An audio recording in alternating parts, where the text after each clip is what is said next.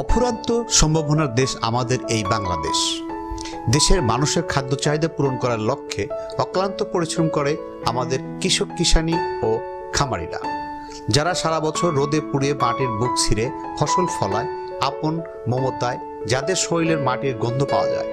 সেই সব কৃষক কিষানি ও খামারিদের সফলতার গল্প তুলে ধরতে গ্রামগঞ্জে ছুটে চলি আমি কামাল আহমেদ।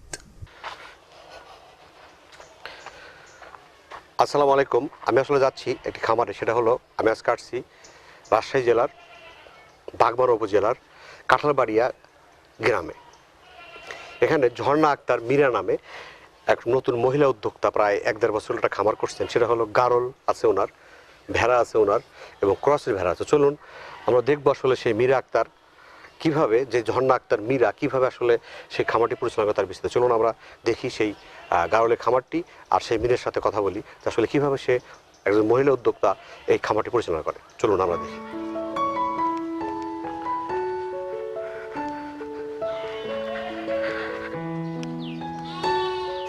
আসসালামু আলাইকুম। ওয়ালাইকুম ভাবি, আসসালাম। আপনি খামারের জন্য আসছিলেন? আপনার এই কি ভেড়া খামার আপনার আছে? হ্যাঁ, হ্যাঁ, এটাই এখানে গেছে, এটাই গেছে। কটা ভেড়া আছে আপনার? আমার মোট 33টা আছে এখন। 33টা ভেড়া আছে। হ্যাঁ। চলো একটু খামারটা দেখি একটু। আচ্ছা ঠিক আছে, আসেন।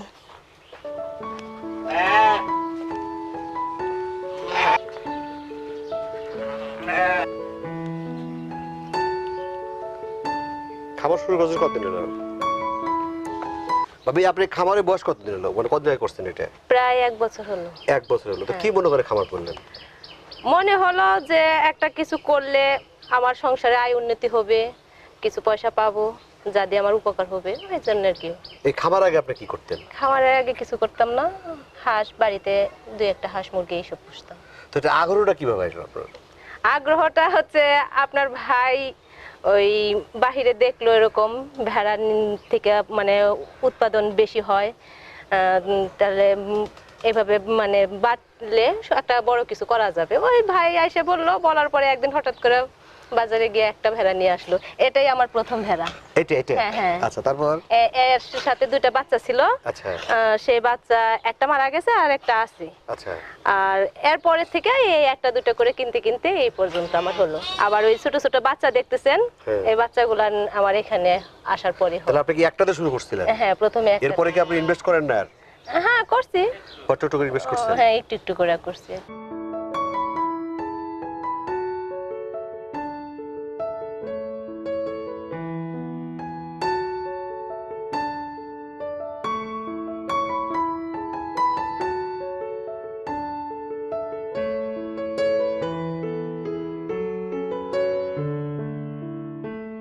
এবং এই যে আপনি এই যে সারাদিন এই ভেড়াগুলোকে কি খাবার দর কি দেন? খাবার সকালবেলা হচ্ছে আপনার ওই নেপিয়ার ঘাস, ওটা কাটা নিয়ে আসি, এই নেপিয়ার ঘাস দিই। আবার হচ্ছে আপনার ওই পোয়াল আর কি, মানে বন, ওটা কাটা ওই ভুসি দিয়ে আটা দিয়ে মাখাইয়া দিই, ওটাও খায়, এই আর কি। আর একটু সকালবেলা বাহিরে নিয়ে ঘুরে আসি। বাইরে কখন কখন নেন? বাহিরে সকালবেলায় নিয়ে যায়। সকাল বলতে কখন? সকালেই 9টার দিকে নিয়ে যায়, সকালে কুয়াশা থাকে তো। আচ্ছা। ওই সময় ভেড়া বাহিরে গেলে আবার খেতে চায়। আচ্ছা। ওই জন্য সকালে ওই 9টার দিকে 9:30টার দিকে নিয়ে যায়, 1-2 ঘন্টা খাওয়ায়। খাওয়ানোর পরে আসার পরে ওরা পানি টানি খায়, বিশ্রাম করে। তারপরে হচ্ছে আবার ওই দুপুরে আমি হচ্ছে ওই আসার পরে বিশ্রাম করার পরে ঘাস টাস কাটা দিই, ওই নেপিয়ার ঘাস, ওটা খায়। আবার বিকালে হয়তো বা একটু সময় পেলে আপনার ভাই একটু যায়, আবার একটু ঘুরে টুরে নিয়ে আসে। ঘুরলে বাইরে খাবার খেলে একটু পেট বেশি ভরে আর কি। কিন্তু এখন তো আপনার বাইরে নেওয়ার সমস্যা, কারণ আপনার বাইরে নিতে হলে তো চাষ হচ্ছে, জমি চাষ হ্যাঁ, হ্যাঁ, হচ্ছে। হ্যাঁ, ওই জন্য এখন আপনার হচ্ছে এই যে নেপিয়ার ঘাস খাওয়াচ্ছি দুবেলা। আপনার নিজস্ব জমি রাখা আছে? হ্যাঁ, হ্যাঁ, আমার কয় বিঘা জমি আছে? 1 বিঘা জমির তো 1 বিঘা থেকে আপনার যে এই যে ভেড়া আছে কতটা এখানে? মোটামুটি 33টা আছে। 33টা ভেড়া কি সম্ভব হয়? হ্যাঁ, হ্যাঁ, হয়। 1 বিঘা তো হয়ে যায়। হ্যাঁ, মানে এক দিকে কাটতেছেন, খাওয়াতেছেন, আর আর বড় একদিকে হচ্ছে। বড় হচ্ছে। হ্যাঁ। আচ্ছা, এই যে আপনি বাচ্চা এর কবে হয়েছে এটা? এটার বয়স 3 দিন। এটা কি জাতের এটা? এটা গারল। আচ্ছা, গারল একটা পশু চলে আসলো আপনার। এই যে অরিজিনাল গারল দেখতেছেন, আপনার অরিজিনাল গারলের বাচ্চা। এটা আপনার ওর কটা করে বাচ্চা দেয়? এটা 2টাও দেয়, 3টাও দেয় সর্বোচ্চ, কিন্তু আমার এখানে এখনো ওই রকম জাত আমি তো পাইনি। শুনছি ভাই গারল অরিজিনাল একটাই দেয়, হ্যাঁ, অরিজিনাল কিন্তু গারল। একটাই দিচ্ছে। আর যেগুলা ক্রস সেগুলা কিন্তু 2টা বা 3টা দেয়। সবাই তো বলে যে 2টা দেয়, 3টাও দেয়, বুঝছেন, কিন্তু আমি এরকম পাইনি। আমার এখানে আসার পরে 2টা গারলেই একটা একটা করে দিছে এই পর্যন্ত, বুঝছেন। আর দেশিগুলা কয়টা হয়? দেশে 3টাও হয়, 4টাও হয়। কিন্তু গাড়ল তো একটাই হয়। হ্যাঁ, গাড়ল একটাই আমি আপনি এরপর পাইছি। একটাই একটাই পাইছেন? পাইছি, হ্যাঁ।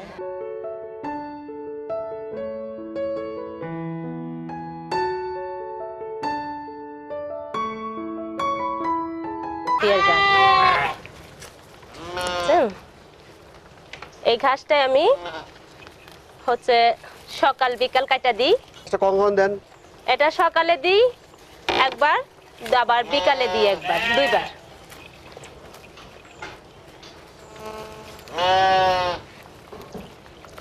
আপনার হাতে যা আছে এর বয়স কত এটার? এর এটা বাঁ হাতের, হ্যাঁ।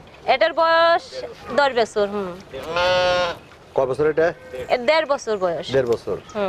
এগুলো আপনার খামার থেকে হওয়া এগুলা? না, এটা মা ভেড়া। এটার মা ভেড়া। আর ওই যে ছোট একটা বাচ্চা দেখালাম না 3 দিন হওয়া, হ্যাঁ। ওটারই বাচ্চা এটা। আবার ওই যে ওটা হচ্ছে আরেকটা।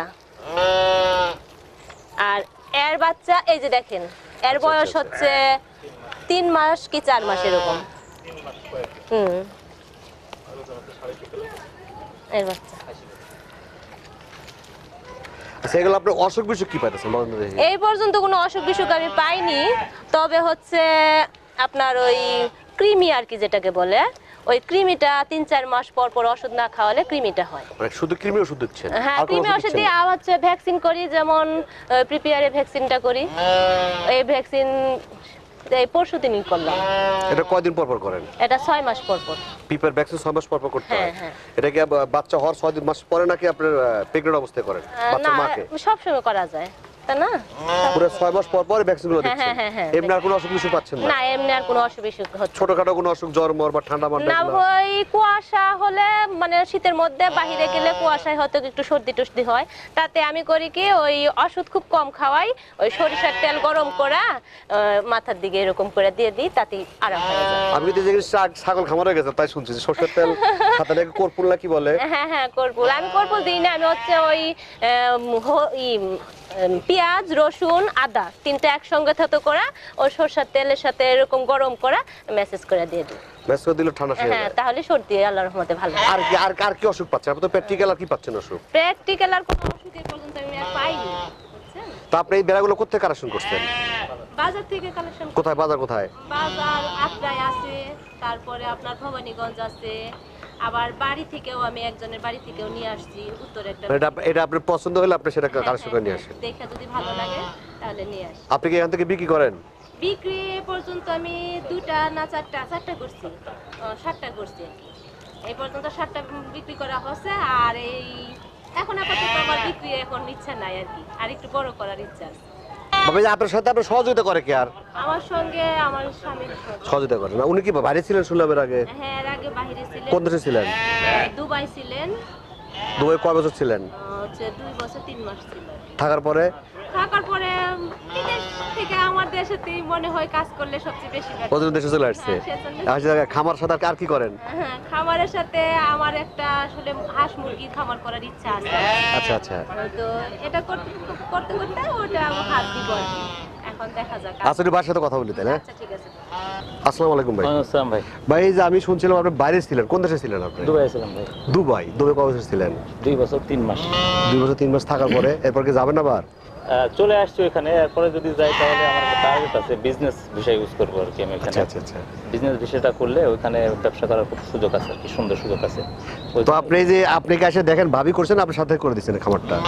ভাবির উদ্যোগে করছি আর কি। আচ্ছা, যে আপনার সাথে থেকে? না, আমি এমনি বসেছিলাম, আসার পরে ওই আচ্ছা। 1-1.5 বছর বসেছিলাম। আচ্ছা আর আমার যে পুকুর আছে, আচ্ছা আচ্ছা পুকুরে মাছ চাষ করি, এখনো করি, আগের থেকে করি আর কি। আচ্ছা আচ্ছা আচ্ছা আমার 3-4টা পুকুর আছে। আচ্ছা আচ্ছা। তো তো ভাবি বললো যে খালি এটা করলে হবে, তাহলে একটা কিছু করো। তো আমি হাঁস মুরগি এবং গাড়লের খামারের প্ল্যান করছিলাম। তো আচ্ছা। আগেটা গাড়লটা সেটিং আমার অলরেডি হয়ে গেছে। আচ্ছা এখন পর্যন্ত যে ভেড়াগুলো দেখতেছেন এখানে আমার আচ্ছা। টোটাল কিনা ছিল 9টা। আচ্ছা হ্যাঁ, আমি চিন্তা করছি মোটামুটি 100 করবো। আচ্ছা 100 করলে আমি যদি বছরে 200 বাচ্চা পাই, আর হচ্ছে আপনার যদি পাঠার বাচ্চা পাই, আপনি এই পাশে খামার আছেন, এই পাশে পেছনে পাঠার পেছনে। বাচ্চা যদি 50টা পাই, আচ্ছা।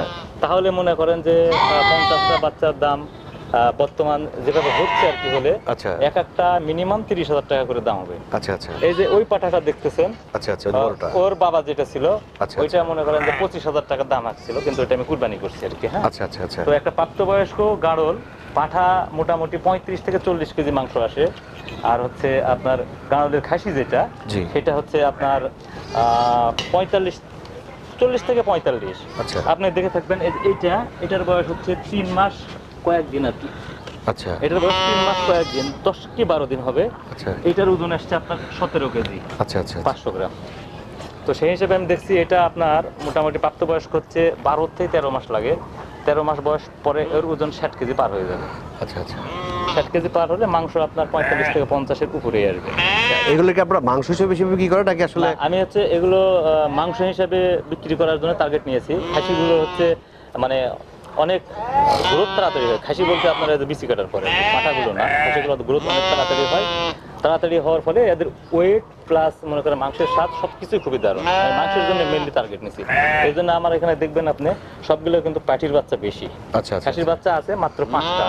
হ্যাঁ, আর এটা হচ্ছে আপনার গাড়লগুলো আর কি, আপনি যা খাবার দিবেন, যা দেবেন সব খাবে। সবুজ যা দিবেন ওর সামনে সব খাবে। আচ্ছা, এখন দেশি গুলো পাইলে বেশি মজা নাকি গাড়গুলো পাইলে বেশি মজা? দুটাই মজা।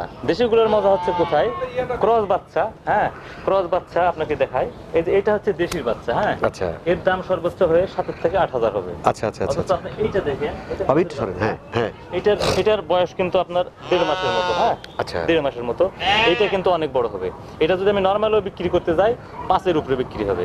বাট এমনি মানে এটা পাঠি কিন্তু, আর পাঠা যদি হয় তাহলে 10-এর উপরে চলে যাবে। আবার পাঠার দাম বেশি। হ্যাঁ, পাঠার দাম বেশি। আপনি দেখেন এই যে এইটা হ্যাঁ, এইটার বয়স 6 মাস পার হচ্ছে, কয়েকদিন আর কি। হ্যাঁ, আচ্ছা ওইটার এখন বাজার দর মনে করেন যে 4-এর উপরে আছে।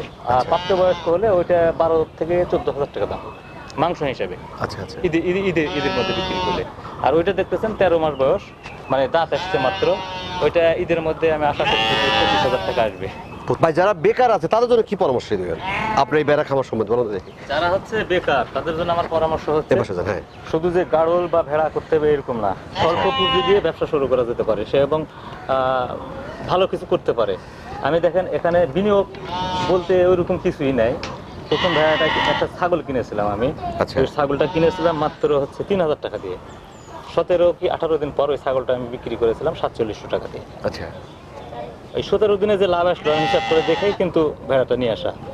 ওই ভেড়াটা কিনেছিলাম 6,000 টাকা দিয়ে, ওর সাথে ছিল 2টা বাচ্চা, একটা খাসি একটা পাঠি। সেখান থেকেই শুরু। তারপরে আমি পরে তিনটা কিনেছিলাম, ছোট ছোট বাচ্চা ছিল, মাত্র 6,500 টাকা দিয়ে। সেখান থেকে একটা বিক্রি করছি। পরে ওই 6টা থেকে আমার মোট এখন হয়েছে 12টা। ওই 6টা থেকে, হ্যাঁ 3টা থেকে 12টা হয়েছে। 12টা হওয়ার পরে আমি একটা বিক্রি করছি 3,000 টাকা দিয়ে, যেটার দাম ছিল মাত্র 500 টাকা। আর 500 টাকা দামের আমার বেশ কয়েকটা ভেড়া আছে, মানে ওই বাচ্চাগুলো যেগুলো ছিল ওগুলো এখন সবগুলো প্রেগনেন্ট। বাচ্চা দেবার পরে ওই একটা 3,000-এর উপর করে বিক্রি হবে। মানে ছোট আকারে ছোট ভেড়া, কিন্তু এক অরিজিনাল দেশি আর কি। হ্যাঁ, ওই যেটা বিক্রি হবে সেটা হচ্ছে মোটামুটি 3,500, 4,000 এরকম করে বিক্রি হবে। আমি হিসাব করে দেখেছি যে আর একটা ভেড়া যদি বিক্রি করি তাহলে আমার 12টা ভেড়া ওখান থেকে লাভ। আচ্ছা আচ্ছা আচ্ছা মাত্র 4 মাসে।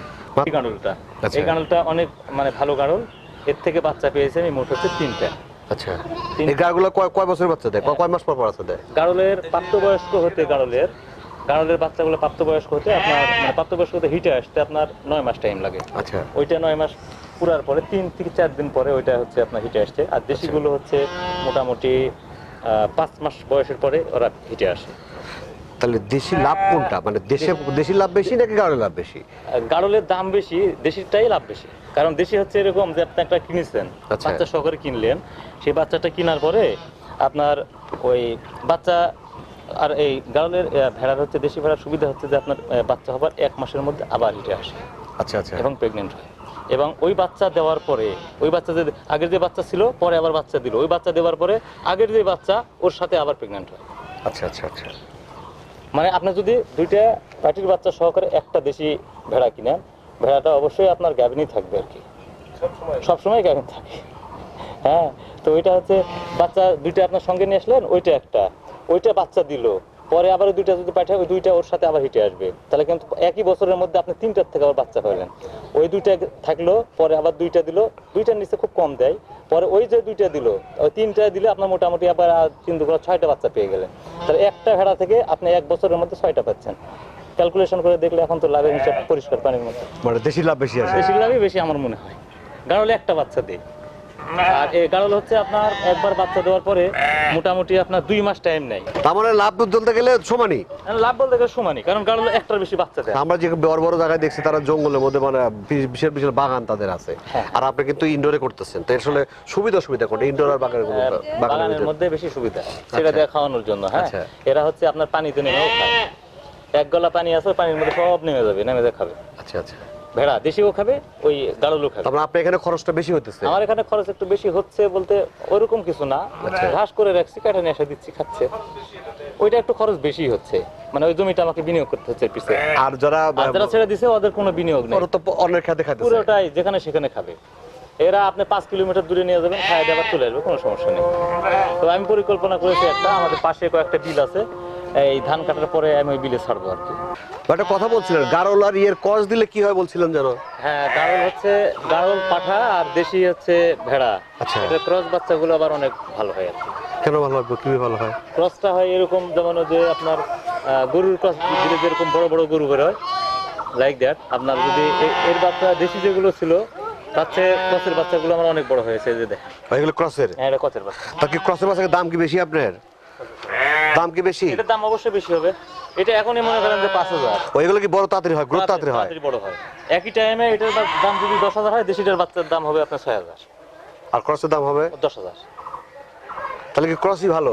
অবশ্যই ভালো। আর অসুখ বিসুখের দিক দিয়ে ক্রস ভালো না দেশি ভালো না গাড়ল ভালো? সবগুলাই ঠিক, কোনোগুলোর কোনো সমস্যা সেম, কোনো সমস্যা নেই। তাহলে তো ক্রসই ভালো। হ্যাঁ, ক্রসই ভালো। ওই জন্য তো দেশিগুলো আমার বেশি আছে, দেশিগুলোতে ক্রস করতেছি আর কি। আচ্ছা, ওই আচ্ছা। ক্রসগুলো থেকে আবার যে বাচ্চাগুলো হবে ওগুলো আবার গাড়লের থেকে বড় হওয়ার সম্ভাবনা আছে, আমার এখনো হয়নি, দেখার বিষয় আর কি কি ঘটে।